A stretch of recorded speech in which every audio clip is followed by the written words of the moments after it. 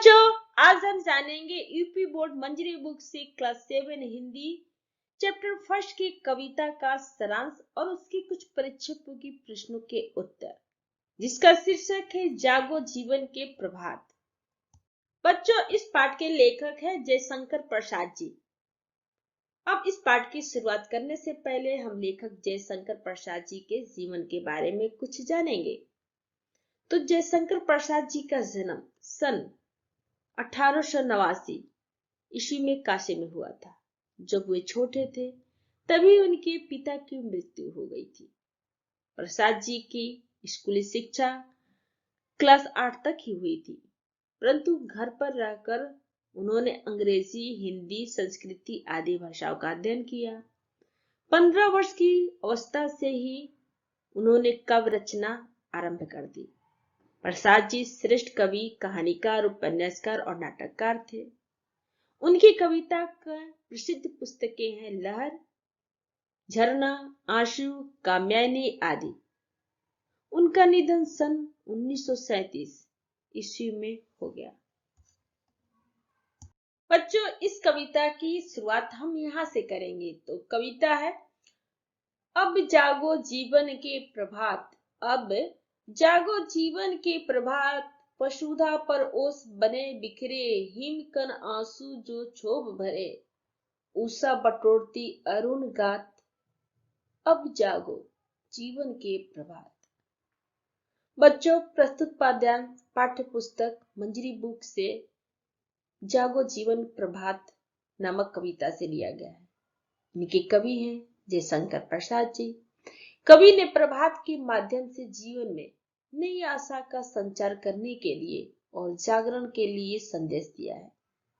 कवि नव जीवन के प्रभात में जागने का आह्वान करते हैं।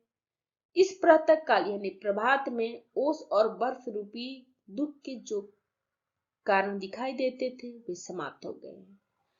लालिमा युक्त शरीर वाली उषा प्रकट हो चुकी है।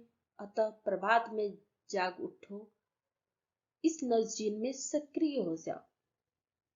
कविता की अगली पंक्ति है, तम नैनों की तराएं सब, तम नैनों की तराएं सब मूंद रही की रंदल में है। अब चल रहा सुखद ये मलयवात, चल रहा सुखद ये मलयवात। अब जागो जीवन की प्रभात। इस कविता के पंक्ति में कवि ने रात्रि बीत जाने पर नवजीवन के प्रभात का वर्णन किया है। रात्रि के तारे आंखों को अंधकार विलुप्त होकर प्रकाश की किरणों के समूह में मुंद गए हैं और प्रातः की शीतल, मंद और सुगंध वाली मलय समेट चल रही है।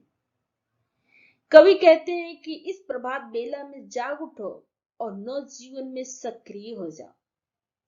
कविता की अगली पंक्ति है, रजनी की लाज समेटो तो, रजनी की लाज समेटो तो, कलरव से उठकर भेटो तो, अरुणाचल में चल रही है बात। अब जागो जीवन के प्रभात। इस कविता के पंक्ति में कवि ने प्रातः काल में पंछियों के चहकने और शीतल वायु के चलने और नव जीवन के प्रभात का वर्णन किया है। प्रभात होने से रात्रिकालीन साज सज्जा यानी अंधकार की कलावधि बीत गई है। प्रातः पक्षियों का जो मधुर कलरव यानी गान हो रहा है, उससे उठकर जागकर मिलो, उसका अभिनंदन करो। पूर्व दिशा से जागृत की हवा चलने लगी है। अतः इस प्रातः काल की बेला में जाग जाओ, नव जीवन में सक्रिय हो जाओ। बच्चों, अब हम इस कविता के कुछ कठिन शब्दों के अर्थ जानेंगे। जैसे है प्रभात। प्रभात मतलब सवेरा यानी चेतना और जागरण के लिए कविता में इस शब्द का प्रयुक्त किया गया है।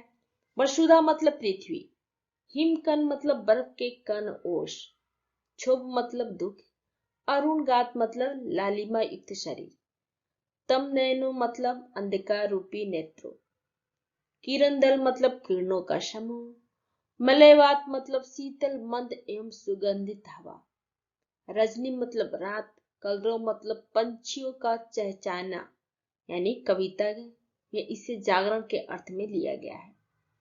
अरुणाचल मतलब पूर्व दिशा, चल रही बात मतलब चर्चा हो रही है। बच्चों, हम अब इस पाठ के कुछ प्रश्नों के उत्तर को जानेंगे। तो पहला प्रश्न है, कविता में जीवन का जो संदेश छिपा हुआ है, दिए गए विकल्पों में से छांटिए। तो क विकल्प है सूर्योदय के लिए, ख है जीवन में नई दशा आशा का संचार करने के लिए, ग है मलयवाद का आनंद लेने के लिए। तो इसका आंसर ख है जीवन में नई आशा का संचार करने के लिए। सेकंड प्रश्न है, कवि ने प्रातः काल पृथ्वी पर फैले ओस कणों को क्या कहा है? तो इसका आंसर है कवि ने प्रातः काल पृथ्वी पर फैले ओस कणों को दुख भरे आह कहा है। थर्ड प्रश्न है, उषा द्वारा ओस बटोरने का क्या आशय है? तो इसका आंसर है उषा द्वारा ओस बटोरने से आशय है कि उषा के आने पर दिन की गर्मी से ओस समाप्त हो जाती है। इसी प्रकार जागरण और सक्रियता से कष्ट दूर हो जाते हैं। फोर प्रश्न है, भाव इसमें स्पष्ट कीजिए। कहा है चल रहा सुखद यह मलयवाद।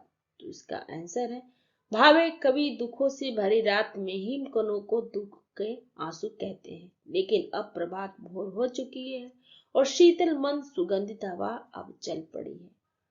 ख है कलरव से उठकर भेंटो तो इसका आंसर है भाव में कवि कहते हैं कि अब दुख भरी रात बीत चुकी है और पक्षियों की चहचहाट के साथ सुबह आ रही है। 5 प्रश्न है, रजनी की लाज को स्पष्ट करने के लिए नीचे 4 अर्थ दिए गए हैं, इनमें से सही उत्तर छांट कर लिखिए। तो पहला है क अंधकार, ख है शर्म, ग है अज्ञान, घ है आलस्य। तो इसका आंसर क है अंधकार।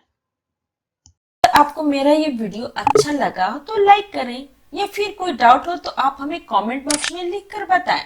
अगर आप पहली बार मेरे चैनल पे आए हैं तो सब्सक्राइब करें और बेल आइकन को प्रेस करें, जिससे आपको मेरे नए वीडियो का नोटिफिकेशन सबसे पहले मिले।